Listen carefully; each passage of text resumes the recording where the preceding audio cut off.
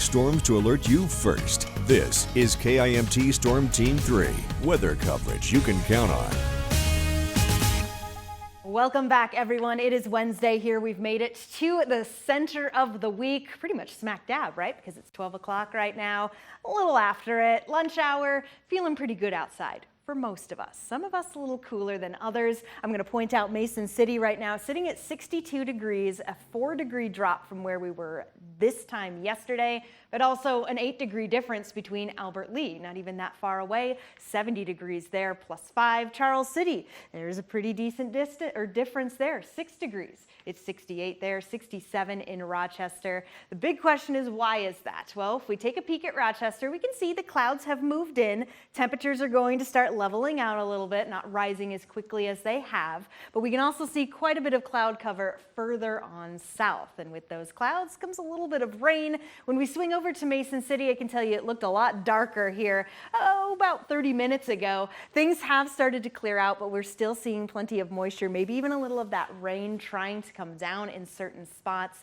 That is the reason why Mason City's cooler than, say, Rochester and even just Albert Lea, which of course is just a little further to the north. Now, these rain showers, a lot of them very light and very sporadic, are beginning to move into places like Albert Lea, kind of right around that I-90 mark there and further to the south. Not a lot going on a little further north. If I were to flip the cameras around, we would be looking at sunshine, but I wanted to keep my eyes on the south simply because that's where the action is. Places like Mason City, we just saw not raining at the moment, but there is that possibility for a sprinkle. These clouds do have moisture. Not all of this green is hitting the ground, though. We still have some dry air left from what came in from yesterday's action, and that is battling the clouds as we speak, creating some of that virga.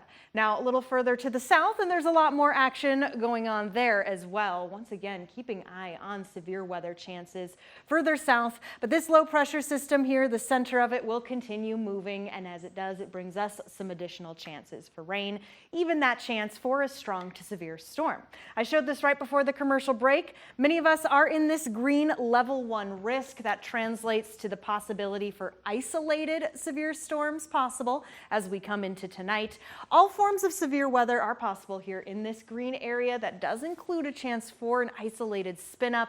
So we've got our eyes pretty close on it. The chances are moving quick though. Sky Tracker 3 will show the rain we're experiencing now. As we head into the afternoon, we actually might see a little sunshine get picked up across North Iowa, just adds fuel to the fire. By 5 p.m., more isolated when it comes to some showers, maybe a possible storm there. It's not really until we get into tonight that we start to see that spin. This is around midnight tonight.